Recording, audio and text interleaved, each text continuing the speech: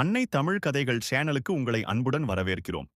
இன்று நாம் பார்க்க போகும் ஆத்திச்சூடி கதை துன்பத்திற்கு இடம் கொடேல்.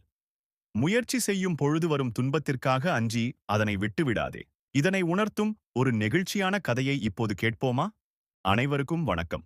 நான் உங்கள் கதை சொல்லும் நாயகன் ஜீவா முகேஷ்.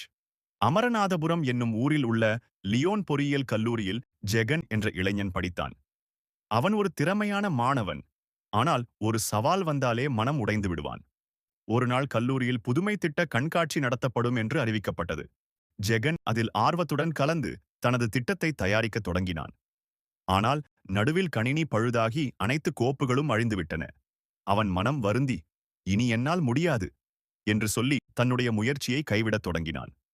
அந்த நேரத்தில் அவரது பேராசிரியர் வந்து மெதுவாக சொன்னார், ஜெகன், வாழ்க்கையில் துன்பம் என்றால் அது முடிவு அல்ல.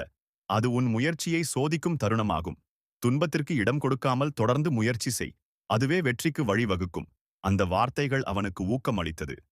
அவன் உறுதியுடன் மீண்டும் வேலை செய்து புதிய வடிவமைப்பை சமர்ப்பித்தான். இறுதியில் அவனது திட்டம் முதல் பரிசை பெற்றது. ஜெகனுக்கு அளவில்லா மகிழ்ச்சி ஏற்பட்டது. அவனுடைய விடாமுயற்சி மற்ற மாணவர்களுக்கும் ஊக்கமாக அமைந்தது.